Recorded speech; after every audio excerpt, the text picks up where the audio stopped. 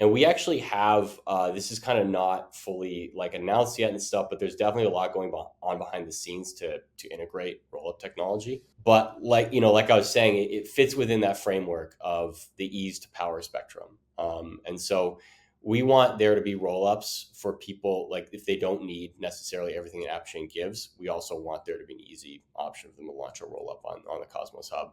But then also kind of a Cosmos flavored, I mean, we want it to be with Cosmos SDK still, and so that they could pretty easily transition their logic up to an app chain if they decide they want to add some more power or functionality or whatever. The Polygon Community Grants Program was launched with 1 billion tokens, all for Polygon builders.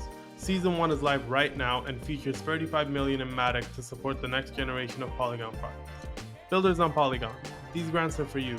Join the aggregated future today by applying at polygon.technology/grants. Avalanche is a smart contract platform that has a novel consensus protocol, subnet infrastructure, and the Hyper SDK toolkit, which allows Web3 developers to easily launch custom, powerful blockchain solutions. You can start building today by checking out the link below.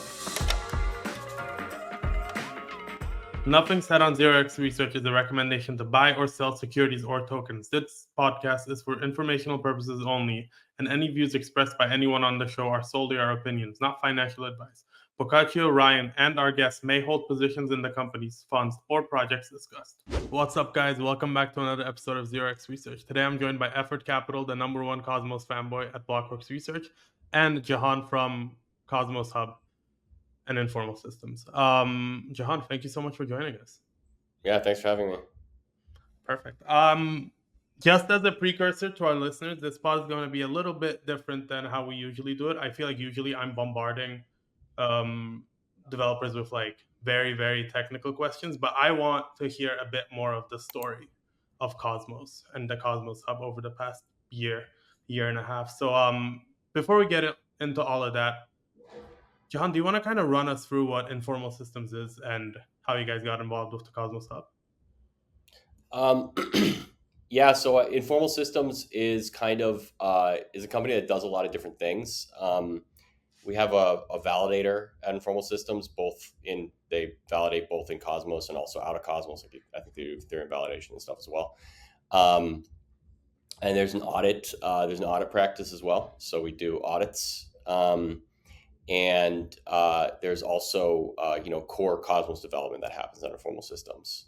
So we are like the lead developers on the Comet, formerly known as Tendermint consensus protocol, and also we contribute to IBC Reelers as well. And then also there's my team where we work on the Cosmos Hub, which is one of the it was the first Cosmos blockchain, one of the main blockchains in Cosmos.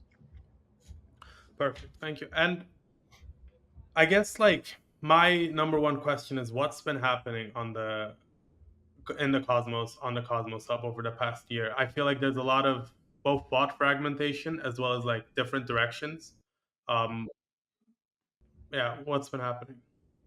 Yeah, I could also just give like an overview of Cosmos in general if you're interested. So I think Cosmos is people probably know a little bit about it, but it's been the Cosmos ecosystem has been around for a while, about 5 years maybe, and it was like very ahead of its time when it launched. So Cosmos has always been about the vision is a network of interconnected app chains. And I think when Cosmos came out, Ethereum was kind of the newest thing out there.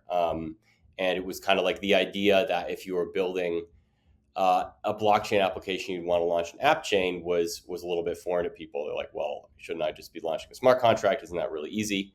And it is easier to launch a smart contract than an app chain, but you get a lot of extra power and flexibility and potentially performance for an app chain, which I'll get into a little bit more later. But the other part of Cosmos is IBC, which is the inter-blockchain communication protocol. And IBC is basically a generalized bridging protocol. So it uses a kind of metaphor of packets between blockchains. And over this, of course, I think token transfer is the main use, but it lets you do a lot of other things, which are pretty interesting. Just as an example, there's something called interchain accounts, which allows one blockchain to control an account on another blockchain. And so, for instance, what you could do is like if a blockchain's treasury has like a lot of another blockchain's token, it could actually vote in that other blockchain's governance. And so that's just kind of an example of the power you get from that. And there's a lot of other stuff that runs over IBC. Interchain security is actually one of them, which we'll talk about as well more later. But that's kind of, I think, the good introduction to Cosmos. I think one other thing, I can stop me here for your questions, but I can also go into the history a little bit. No, keep going. Okay. One other thing about Cosmos is this doesn't have as much to do with the technology, but it is also a very decentralized ecosystem for a lot of reasons. One reason is just the basic architecture of it. I mean, it's giving founders and developers the power to basically start their own chains. And so that does lend, like with the smart contract platform, you're not on Ethereum. I mean, with Rollups, it's a whole other dimension to also touch on, but in general, stuff that's on Ethereum is kind of like on Ethereum. But with Cosmos, you're starting your own chain. It kind of gives you a lot of power to do your own thing. And so that's made the ecosystem pretty decentralized. Then also just there are other like sort of more historical or political factors, which is there was kind of a big blow up in like 2019, which led to a lot of the a lot of the marketing and promotion of Cosmos getting sort of disrupted over the past few years. And the technical development always stayed strong, but I think there's also just if you go to I was at Consensus last month, and you go to Consensus and there's a Solana pizza truck parked outside giving out free pizza, Solana pizza. And so, that's something where Cosmos has been kind of missing from the table in terms of doing the marketing spend, doing the events, doing that kind of stuff. And I think that's another factor why it may be that you haven't seen as much of it. But yeah, I think that the technology is really strong, and a lot of people are also a lot of people are coming around to the fact that I would say, I mean, there's other ways to do it. I mean, there's Polkadot and Avalanche, which are maybe a little bit less sovereign, but kind of the same thing with Appchains. But I think that for building an app chain, I think it's safe to say the leading platform is Cosmos SDK, if you're not kind of doing something completely custom. And so I think the technology is doing strong, and a lot of these app chains aren't even associated as being Cosmos projects. They're just using the tech. So there's Barachain's one of them, DYDX is another.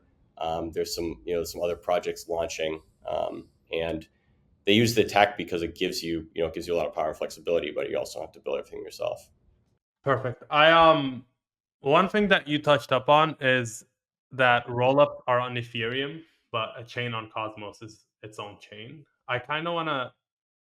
We've seen app chains the narrative come up and get popularized, and then it dies down for a bit, and then we get another resurgence of it, especially as chains get more expensive and there's more congestion. How do you view that, a rollup versus a chain, and is that on the both technical level as well as something you mentioned was maybe decentralization at a different level as well? Mm-hmm. Yeah, I mean, I think there's a lot of different levels to it, but I think on a technical level, the way I view it, to make it simple, is there's a spectrum of ease to power that exists in the way you can launch a blockchain project. And so contracts are on the easy side of the spectrum. If you launch a contract, it's a one-click thing. There's no infrastructure to deal with.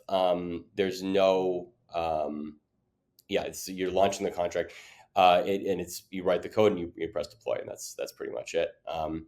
And with rollups, they're kind of in the middle of the spectrum. They are, there is an infrastructure component. There's more pieces to think about right now. A lot of stuff's up in the air as well, so there's a lot of kind of decisions to make to go through and figure out how it's going to work and everything. And there's also a little bit more of an independent infrastructure component where Rollup has some of its own infrastructure, like potentially a sequencer or whatever. And for that, you do get more power. So you could use a variety of different proving frameworks, possibly different languages to write your logic in as well. And the base layer doesn't need to really know about that. And then also you can, given that, there's more control of the infrastructure, you can do things like improve the performance, and also, have your own block space, have it so users aren't competing with other applications on Ethereum for fees and stuff like that. And then app chains are on the power side of the spectrum. So it is more work than a roll up, potentially, although that's a big part of what we are now we're trying to close the gap a little bit. That's a big part of our strategy. But for that, you get more power. So you have a validator set, and the validator set can run, it can run logic that's, that's like outside of the actual chain's logic. So some examples of this are you can have oracles built into the chain. So one example is like price feeds. I think I might be wrong. I think DYDX uses Oracle-based price feeds. There's another project, Neutron, which has price feeds integrated as well. And so you get this ability to have an Oracle without there being, like a third-party Oracle network like Chainlink or whatever. It can just be built right into the chain at the base layer and basically there's a lot of advantages that come from that. Sovereignty is one of them, but also performance can be a little better and stuff too. There's other stuff like, for instance, like Celestia. They're building like a DA layer, sort of an L1 for rollups, and it's kind of a silly example, but you couldn't launch a rollup on Celestia, but you couldn't launch Celestia on a rollup.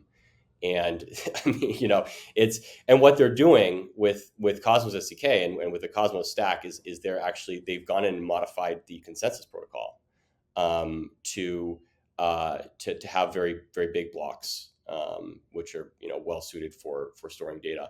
And then another thing they've done is they've added in the validators can participate in data availability sampling, so to prove that they actually have the data. And so it's like, I think app chains are a good choice for like the most ambitious projects. And the trade-off is a little bit more complexity and difficulty. But like I said, we're trying to close that gap. So that's how I view like app chains versus rollups. But in some ways, I think that like the rollup vision is actually kind of very close to the app chain. Like it's kind of arriving towards the app chain vision of where, people want to have their own execution environment in their own block space, and then figure out how to connect to other things. And what's nice about Cosmos too with IBC is that IBC is just built right in. So if you're using the Cosmos stack, you immediately have a very full featured bridging connectivity protocol, and it's free and it's open, and you can connect to anyone else using it. Yeah, I feel like most of the time what I hear is that IBC is generally the best like bridging experience or messaging experience between blockchains. And as far as I understand, it is. One thing you mentioned is that you're trying to close that gap. Like rollups are easier to launch than app chains, but you're trying. What are some, I guess, concrete steps that you guys are taking towards that? Yeah. So with the Cosmos Hub, one thing. So I guess I should start by saying, the thing that differentiates an app chain from a rollup is with an app chain, you have a validator set. You have a decentralized validator set. That's actually another benefit I didn't even touch on there. It depends on your perspective on things and what you're doing as a project, but sometimes there's a level of decentralization that you get with an app chain with a validator set you don't always get with a rollup. If you have a single sequencer, for example. And a lot of work in the rollup space right now is trying to bridge that gap a little bit more by having like shared sequencers. But those are kind of like, they're solving that by being a blockchain at that point. But yeah, there's this decentralized validator set, which is great for decentralization, but it's also like, if you're just a developer and you're trying to figure out how to get started and you're like, man, I gotta like, we gotta now spend, months finding all these validators and just doing this BD effort of going out, in the Telegram, smoky Telegram back rooms, hunting up our validator set. It's not impossible, obviously, but it can be a distraction that people where it can kind of turn you off. If you, on the other hand, it's like, hey, we can get started right away. So with a contract or a rollup or something, So one of the things we're doing with the Cosmos Hub to try to bridge that gap is with interchain security. And I'll talk also a little bit more about that later. It's already been in production for a year, but we're doing a new iteration on it, which is it's kind of the back end part of it is in production now, but we're also going to put the front end live pretty soon. But basically, it lets somebody basically who wants to launch a chain build their chain and then put it up and launch it on the Cosmos Hub. And what that means is that they put the chain up there. Everybody can see it. We're also going to do integrations with kind of like liquidity providers and launch pads and things like that to try to bring things in one place for people. But then as far as the infrastructure goes, validators from the Cosmos Hub validator set can opt in to secure that chain. And so it brings everything to one place. So it's not like it doesn't become a BD effort to hunt up a validator set. It's just like you launch your chain, validators start opting in.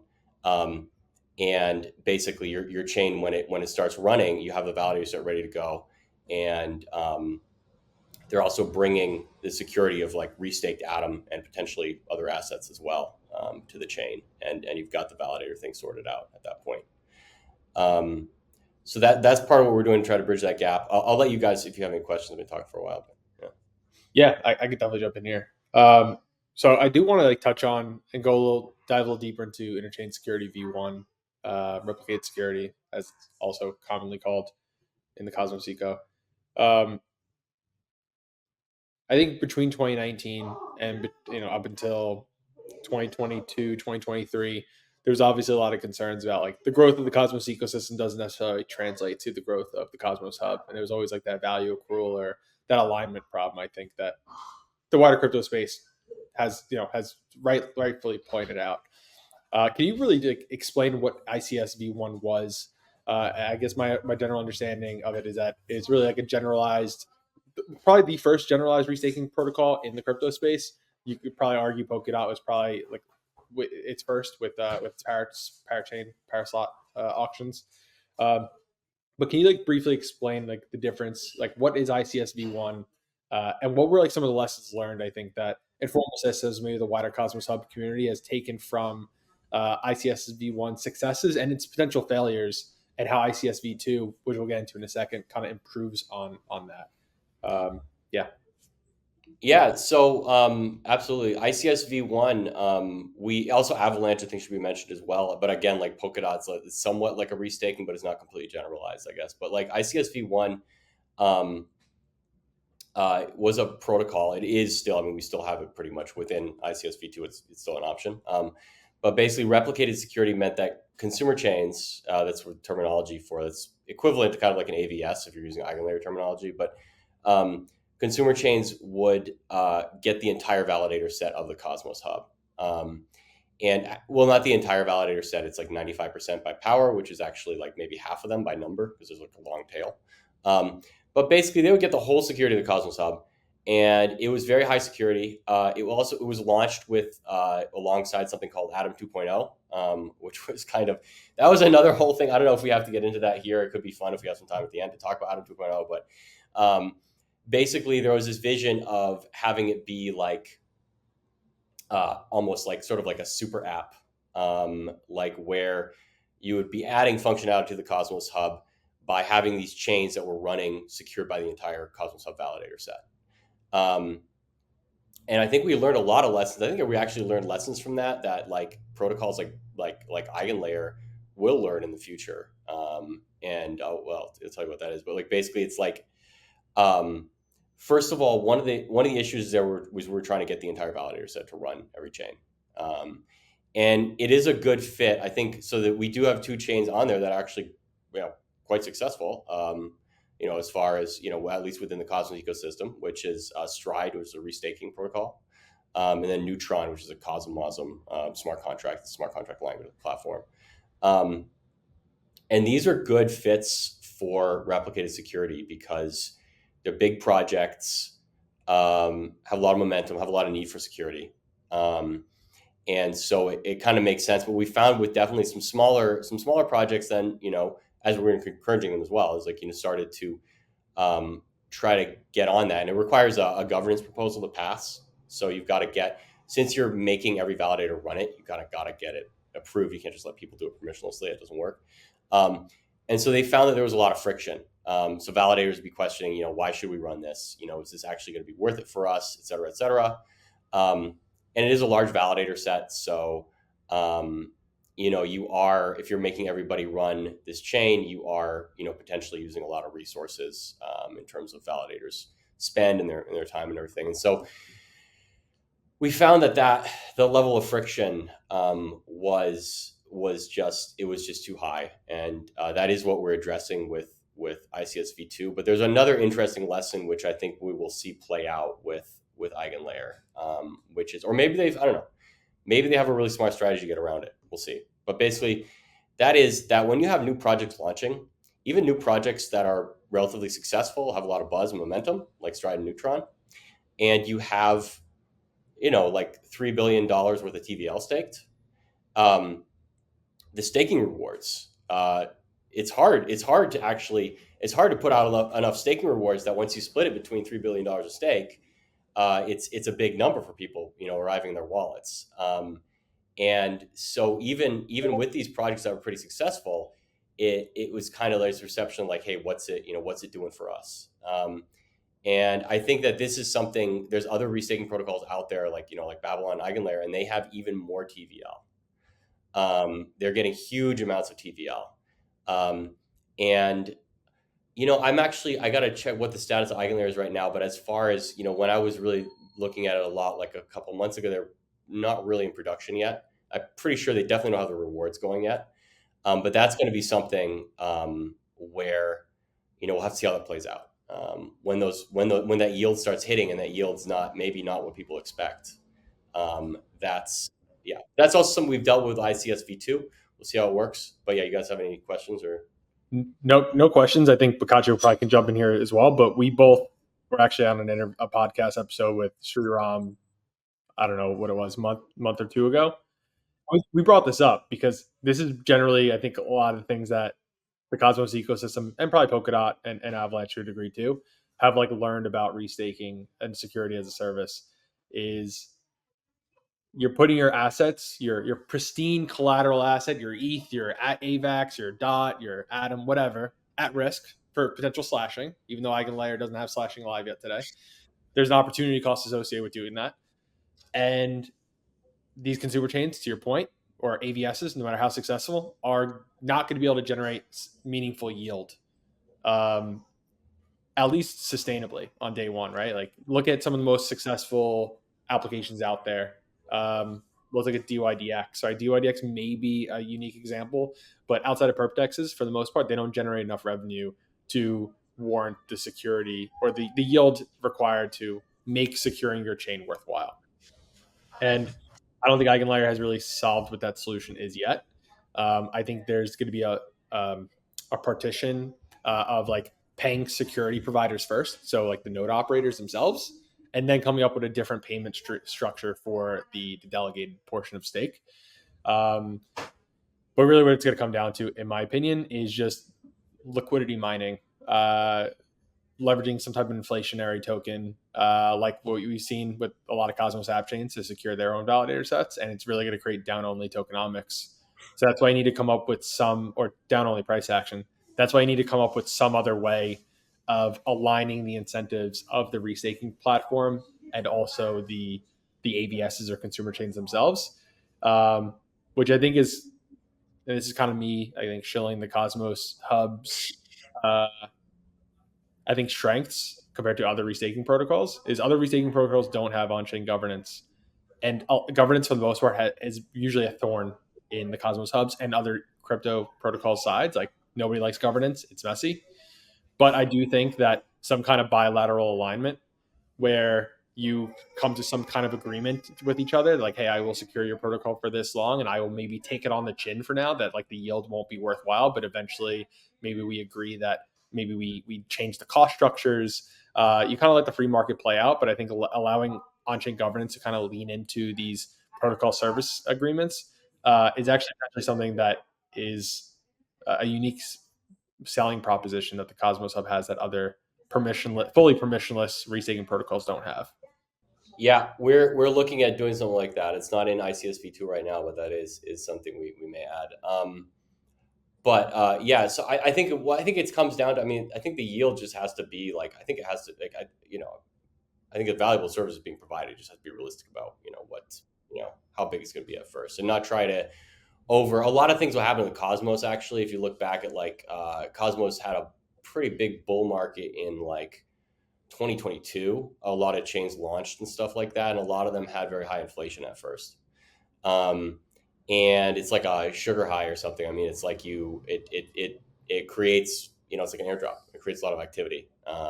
But if you don't have a plan for how to taper that off, it can be painful later. And I think that's just a thing, it has to be managed. These are valuable services, but you just don't want the expectations to get way ahead of the reality. But I can talk about ICSV2 and kind of how that works and how we're addressing these kind of things. Yeah, so ICSV2, one of the things about ICSV1 is that it had the whole validator set securing every chain. And that is more secure than having. So in ICSV2, we let validators opt in and out. So they can say, I wanted to secure this chain, or I don't want to secure this chain. And so it's a lot more flexible. It can be made permissionless. We are making it permissionless. But from the security perspective, it's first of all, like, it's a lower dollar value security. That's not really the important part, though. There's another factor, though, that is another factor is that the only thing that's actually slashed for with interchain security is double signing. And that's the case for most restaking as well. I think that's probably going to be kind of the case for AggLayer. That's certainly the case for Babylon. And that's the Eigen team did a great, the Eigen token paper is actually a really good look at how this works and why. But it was something we knew about. We didn't maybe have it as clearly kind of articulated as they do in the Eigen paper. But basically, if you have the entire Cosmos of validator set validating, they first of all, they'll get / they double sign, but also if they do stuff like incorrect execution, which is where a validator like basically lies to a bridge about what happened in the protocol, like what the transactions were. Like it says, yeah, we were given all the money by everybody on the chain. Like, bridges don't really check for that without ZK proofs and stuff, which don't work yet. And so that's like incorrect execution. There's other things like Oracle attacks. There's a whole class of things that validators secure chains against, which are actually not slashable. And the reason they do that is kind of unclear. But the two leading theories are, I mean, it's like in the real world it works, but basically it's token toxicity is one. That's where basically if all the Cosmos of validators say we're going to take all the money out of Neutron or whatever, then the Cosmos atom is going to crash because it's like, obviously garbage if that's the level of security that they're just robbing, everyone blind. And then there's also social slashing, which is the idea that somebody's going to like start a new hub and it's going to not have the validators who did the bad stuff in there. And so if you just have a smaller validator set that are like opting in to validate, you got like, maybe you got 10% of the validators on this particular consumer chain, they may not be as motivated by those factors because they don't know for sure they're going to be removed from the main chain. And they also don't know, they also like the token toxicity might be diluted by the fact that there's such a small part of the whole validator set. So that was part of why we launched the replicated security first, because we were worried about these kind of issues. So anyway, with ICSV2, like I said, the validators can opt in and they can opt out of consumer chains. And so what that allows is for a consumer chain doesn't have to have the yield to be able to service $3 billion worth of TVL right out the gate. They can start with a smaller validator set with a lower staked amount, and they can ramp up to the level of security that they need. And so that, and the other thing is it makes it permissionless. So you're right now we're in like kind of in the very first version of ICS v2 is like you still use a governance proposal because of like DOS reasons, really boring technical reasons. But next release, we're making it fully permissionless, and basically you'll be able to start a consumer chain, no governance proposal, no nothing, and that's also great at reducing the friction. What you do need if you do that, like back to the security thing and the Eigen token and everything, is that you do need a way for validators who misbehave on these consumer chains to be slashed. even if it's not double signing. And Eigen's way of solving that is basically it's kind of like governance, but it involves them forking the entire token. I think that's going to be really high friction, but I guess probably now is not the time to really get deep into that. But that's also possible in theory on the hub. You could just say, well, the entire hub is going to hard fork if a validator validator does incorrect execution on a consumer chain, the entire Cosmos hub is going to hard fork and remove them. That's kind of how Eigen works. Like that could also work with Atom as well. Maybe the community would decide to do that too. But we're also working on a feature right now called fault resolutions, and we should talk about that more actually, EffortCapital. But that's basically a vote, which is a vote to slash the offending validators. And it's kind of interesting in the Eigen paper, they say, well, voting's not good because people could compromise the vote. There could be bribery. They could bribe people to vote, not to slash them or whatever, stuff like that. But the thing is that here the vote is actually just the first step. Obviously, hopefully it never happens at all because there's like this punishment hanging over people's head. But if it does happen, then first of all, you try to slash them with a vote. If there is this like bribery attack, which is even smaller likelihood that happens. But if for some reason the governance is not correct, then you can go to forking the main token. So having those security measures in place, allows us to have it be where, people, validators can come in, secure consumer chains, secured by Atom, bring in a lot of stake to secure those chains and have everything work, be flexible, permissionless, and secure. That's awesome. Yeah, definitely want to chat offline about what you call it, fraud resolution? Fault resolution. Fault resolution, okay. But we'll chat about that because I have a lot of thoughts there. Hey guys, Permissionless, the event for crypto natives, is heading west to Salt Lake City, and we're bringing the biggest names in crypto together for an incredible can't-miss event. Join me and the rest of Blockworks on October 9th to hear from more than 200 industry titans, including Nick White from Celestia, Shriram from AggLayer, and Keone from Monad. The conversations at Permissionless will be covering the hottest themes in crypto, including modularity, restaking, the Bitcoin and Solana ecosystems, AI and crypto, rollups, L2s, institutional adoption, and of course the November election that will be right around the corner. We couldn't be more excited about this event, and it's happening in one of the most beautiful places in the US. Ticket prices will be increasing towards the end of June, so get your ticket today. Make sure to use the code so I get some credit and bragging rights from the rest of the team. Use 0x10 for 10% off on your ticket. One more thing. We're also hosting the Permissionless Free Hackathon in collaboration with BiddleBox. The theme this year is a multi-chain future to build a better cross-chain experience so I don't have to have a heart attack every time I bridge to a new chain. All hackathon participants will receive a free ticket to attend Permissionless.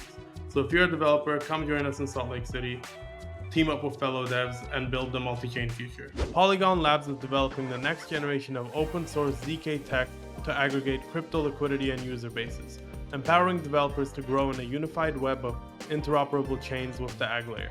The AggLayer is a machine for network effects. Don't worry about bootstrapping liquidity, just build anywhere in the AggLayer to tap the liquidity and users everywhere. To support the aggregated future and bootstrap quality projects, the Polygon Community Grants Program was launched with 1 billion tokens, all for Polygon builders. Season 1 of the Community Grants Program is live right now and features 35 million in Matic to support the next generation of Polygon projects. For builders on Polygon or projects interested in migrating, these grants are for you.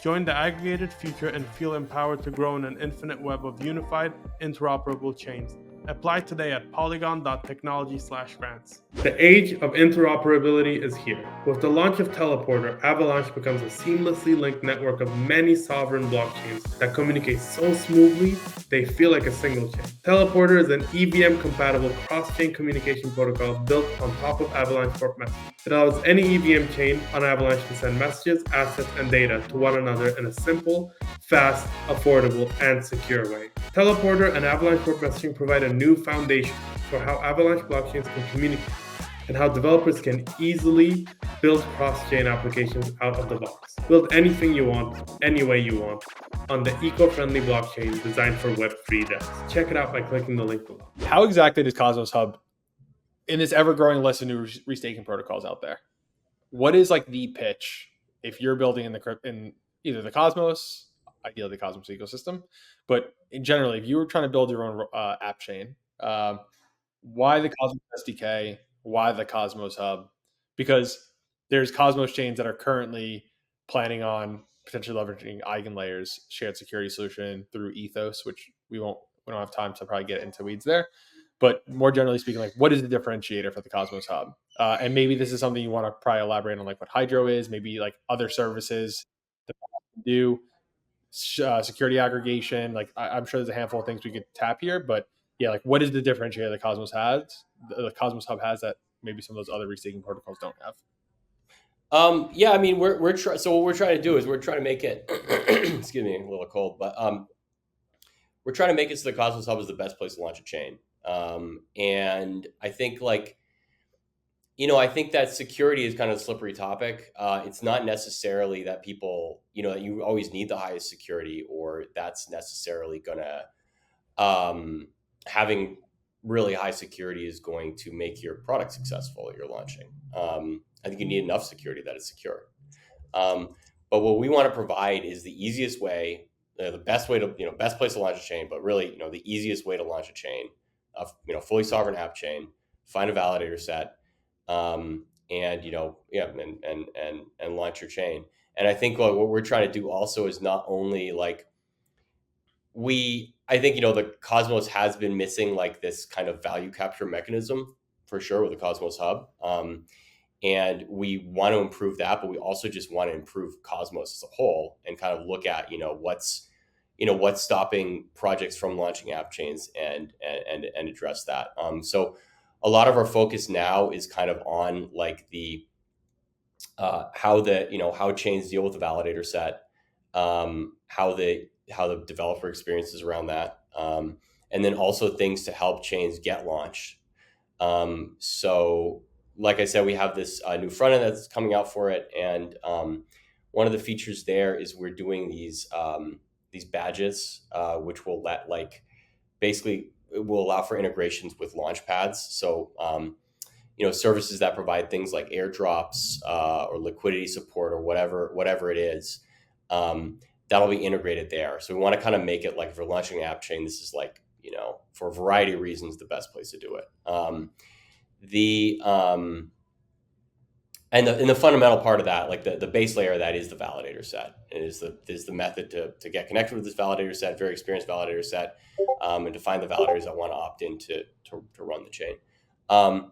I think, Hydro, I'll mention that really quickly. That's another thing we're working on, again, with the goal of making Cosmos Hub the best place to launch a chain.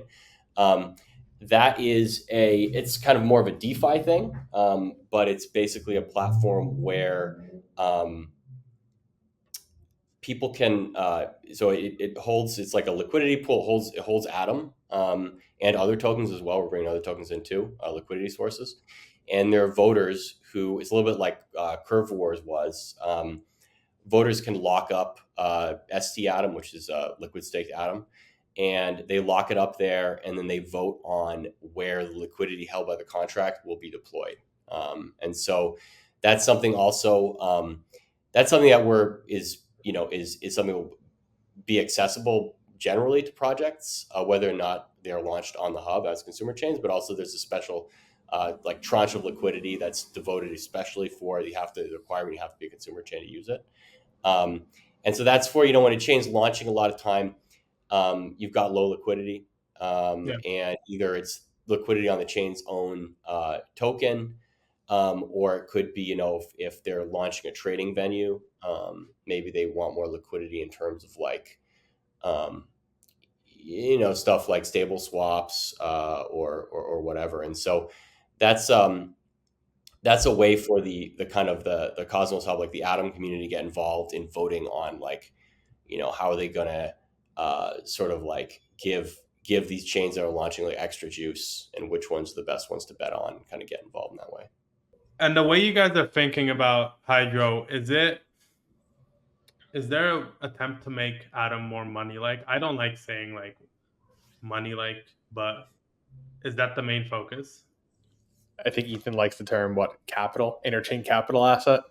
Yeah, I think that's part of it. I think our North Star is the best place to launch a chain, but that's also, I think there is a side benefit. Atom's already very very liquid. It does like I don't know $100 million of trading volume a day, so it's a pretty liquid token. But yeah, we do there's a lot of synergy where it can help a project get their liquidity off the ground. It also gets Atom into more places and makes it more of a common token, used throughout Cosmos and beyond. So that's definitely a goal as well. One thing I actually wanted to ask for a bit now is Babylon and how you view that as a shared security asset, and like, do you think it?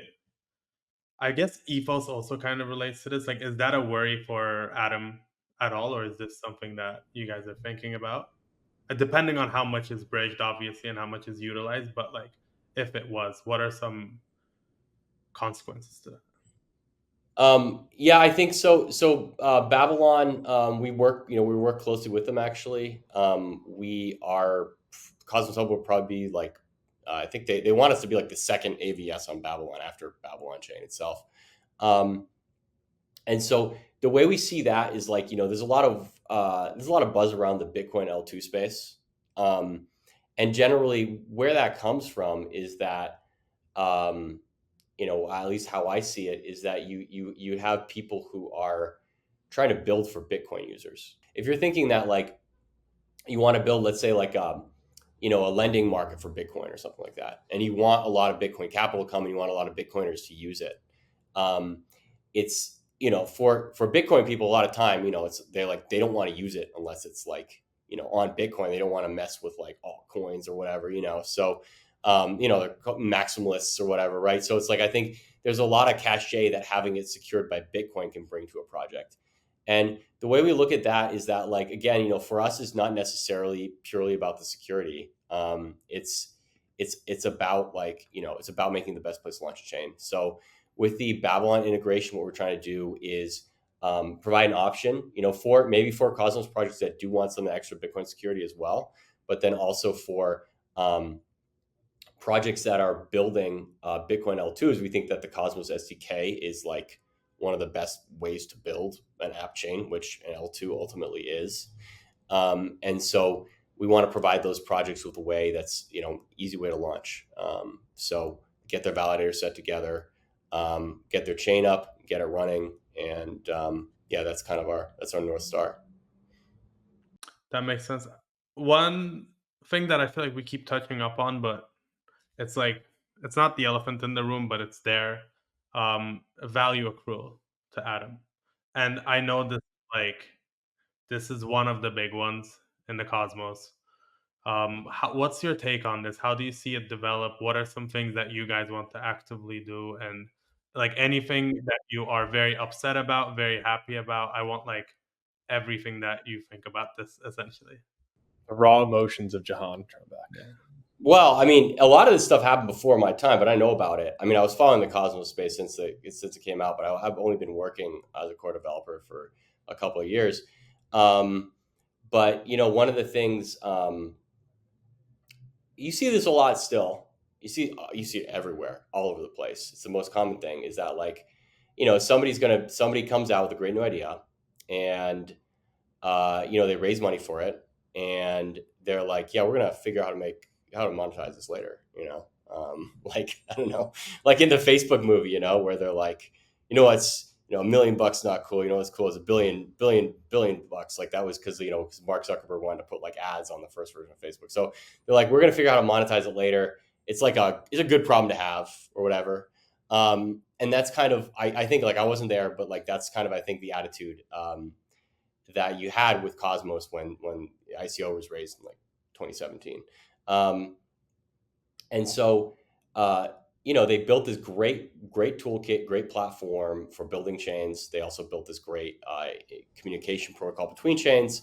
And there was originally some thoughts maybe that the Cosmos Hub, like maybe there's a benefit with IBC if it goes through a chain, like it cut a hub chain like that, or the IBC packet goes through that chain before it gets to the other chain it's really supposed to go to. And you still see this architecture with other, connectivity protocols like I I think Wormhole, correct me if I'm wrong, but it's definitely Axelar for sure. It's definitely a thing where it's like, yeah, it's going to go through our chain. But what they found building IBC is that you don't necessarily really need that.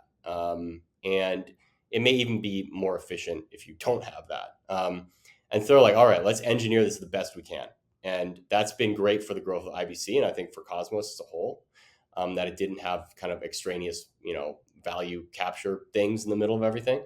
But then for the Cosmos Hub, it was kind of like, well, we don't need this routing hub necessarily. It could provide a small benefit sometimes. We won't get into the details of it. It's pretty deep, but like in general, a lot of times direct channels are good.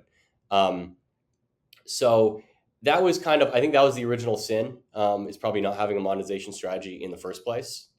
I think that what we're doing, the ICS v2 would have actually worked really well back then. I still think it will work well. But basically, like, I think for that, like the strategy is more like looking at like what's difficult about starting, not trying to get in the middle like IBC, but looking at like, what's difficult about starting a chain and trying to address that. And there have been a lot of other, there also part of it is that it's so decentralized too, is that there's definitely a lot of people who have a lot of different ideas, that they'll have a bright idea and kind of like, wake up one day and, post it on the forum. But there isn't necessarily the funding or the execution to actually make it happen. And what that does, it's not bad having all these ideas. But what it does do is it makes it confusing if you're looking from outside and you're like, what does the Cosmos Hub do? And then you got, the one guy saying it does this, someone else is saying it does this other thing. So it can be confusing. But I guess I can also lead into like what we're doing at Informal. So at Informal, we, like I said, we do a lot of core development. There's a core development organization called the ICF, and they pay for the development of the Cosmos SDK and IBC.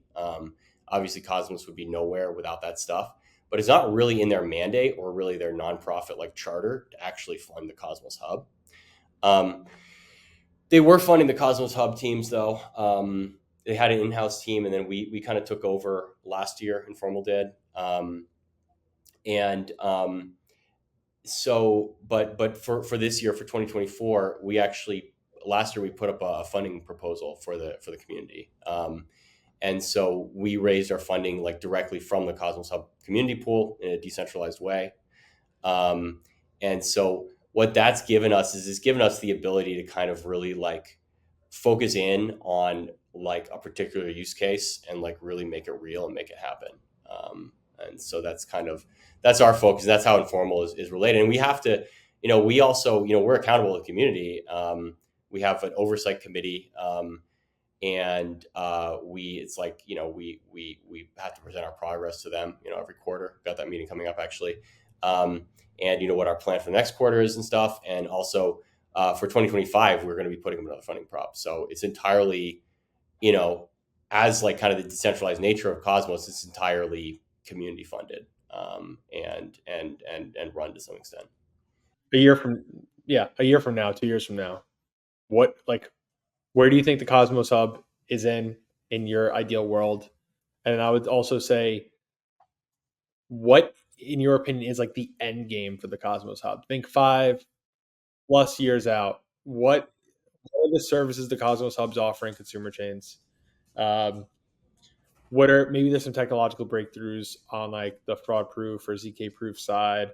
Like what do you think is like the real end game for the Cosmos Hub as a security provider and as like a service aggregator itself? Like it's a platform. I think it was like the portal to the rest of the Cosmos ecosystem. It abstracts away the rest of the IBC, or abstracts IBC underneath. It abstracts away the different app chains. But yeah, would love to hear like your perspective, because you're closer to the metal than anyone else pretty much throughout the entire crypto space, like, as it relates to the Cosmos Hub. What do you think? There's certain features you'd like it to see, and yeah, give me your hopium take, but would also love some like realist side to it as well. Yeah. I mean, I want the Cosmos Hub to be the best place to launch a chain. I think, and obviously as part of that, we want to have a lot of consumer chains. we want to have, not only, a few great consumer chains, but also lots of small ones. And really it's got to be about providing value. And so, I think, we have to provide value to be successful. And so we want it to be like, you can launch, you can find your own validator set. You can launch your own app chain with your own validator set on the Cosmos tech, and that's totally fine. But we want it to be the easiest way and potentially the most secure way is to launch it on the Cosmos Hub. So that's the vision, at least for interchain security. And I think that everything has to kind of flow from providing value to someone.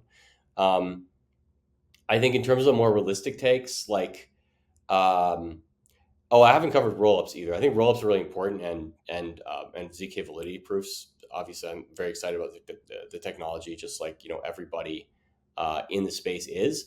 And we actually have this is kind of not fully like announced yet and stuff, but there's definitely a lot going on behind the scenes to integrate rollup technology.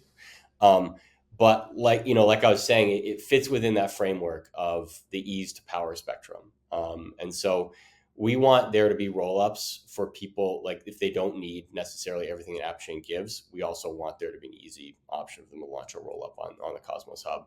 But then also kind of a Cosmos flavored, we want it to be with Cosmos SDK still, and so that they could pretty easily transition their logic up to an app chain if they decide they want to add some more power or functionality or whatever. So that's kind of my vision.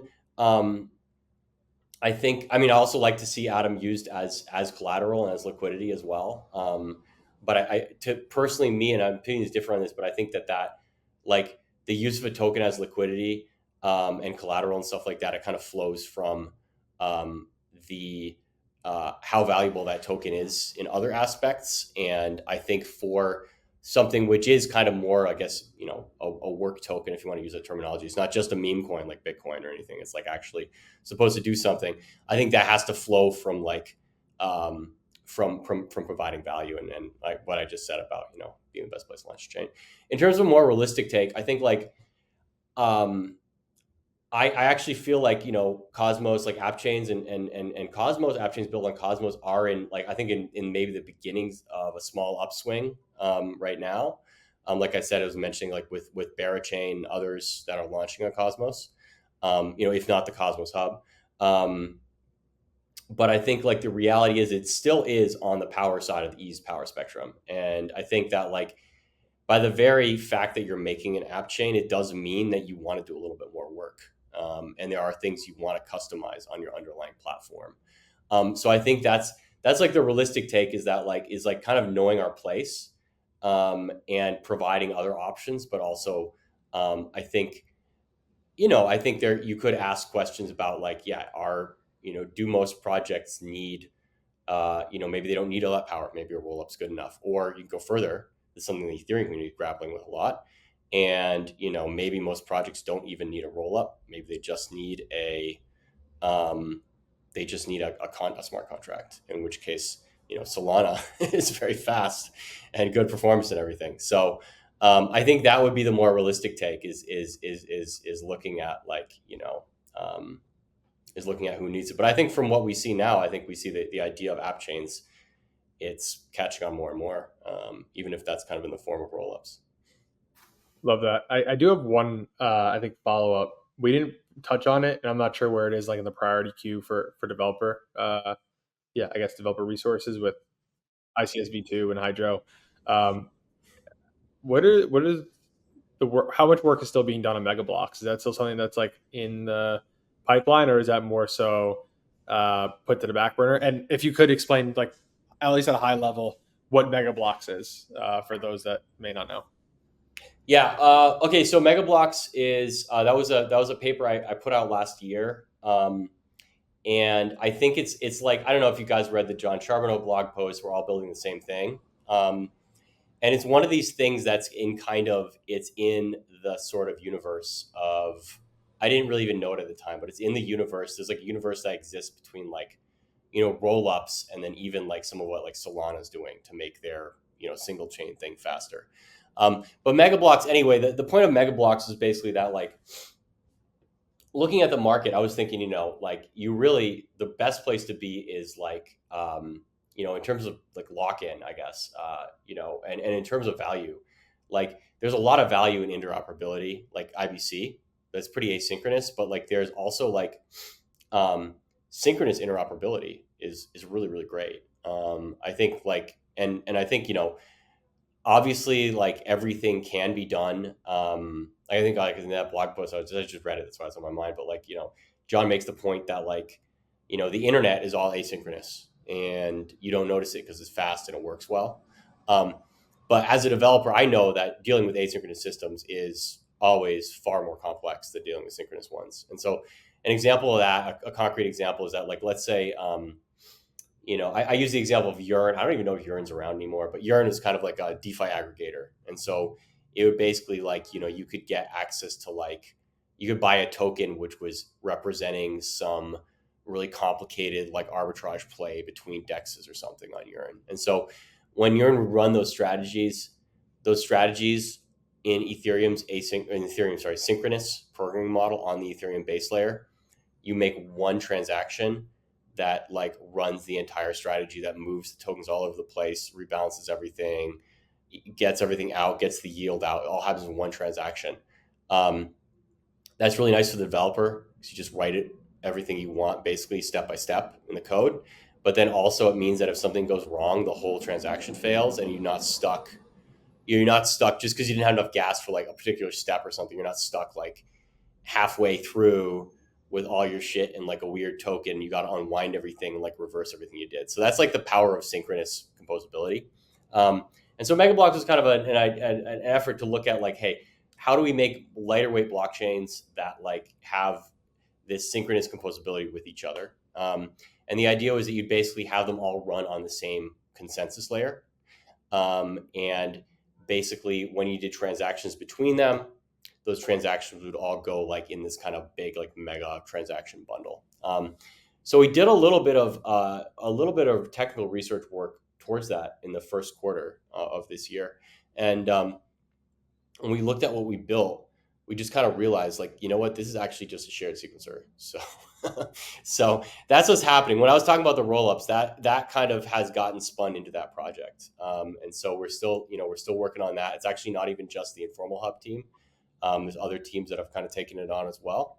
And so I think that like once you're in that universe, there is a lot of complexity and stuff to rollups, and it's like a lot of stuff doesn't work yet with the proofs and everything. But I think when you're in that space of looking at how do we make people build something that's a lot like a chain, but maybe is easier to launch, and then maybe has more of these kind of synchronization capabilities, but doesn't necessarily have the power and the flexibility of an app chain.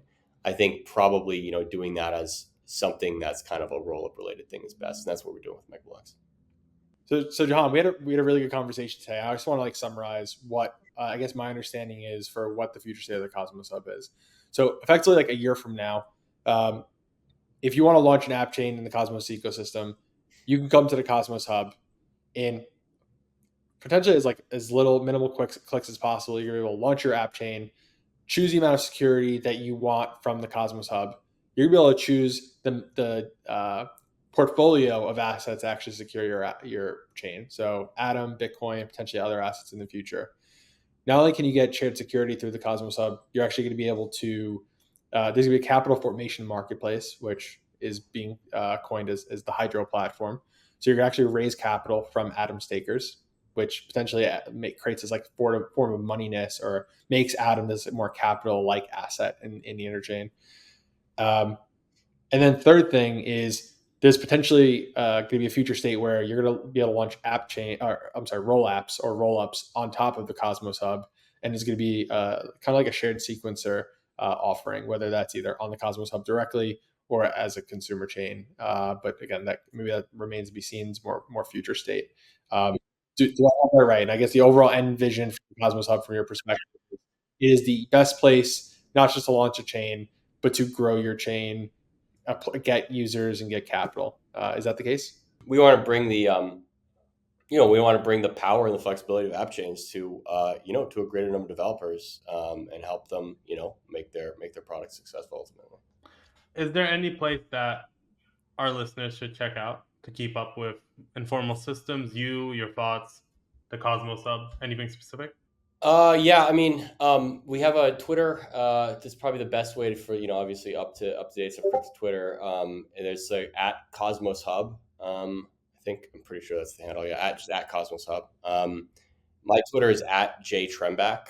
I don't necessarily, I don't tweet that frequently, like, to like a few times a week maybe. And also a lot of times my tweets are more, like memes or whatever. So probably the at Cosmos Hub account is, maybe the best place to really get the, and then there's also the, I think it's at Informal Systems. I guess I should have these written down. I remember the handle, but at Informal Systems, at Informal Inc, at Informal INC. So just got it. One of my 2024 predictions was that you were going to become more of a thought leader in the crypto space. I want to see you tweet more, John. I think everyone knows Freerom. Everyone knows like all the other players. From a lot of work, dude. Like, yeah, but yeah, it's true, but yeah. Your code to tweet ratio is too high on the coding side. You need to get out boots on the ground in the trenches on the crypto Twitter and shit post more. Yeah. Okay, I'll try to do that, David. Yeah, thanks. No problem. Thank you again, John. Appreciate it. Thank you for going on. Cool, thanks. Yeah, thanks, guys. Are you currently building on Polygon or interested in migrating? Season 1 of the Polygon Community Grants Program is live right now and features $35 million in Matic to support the next generation of Polygon projects. Builders on Polygon, these grants are for you. Join the aggregated future today by applying at polygon.technology/grants.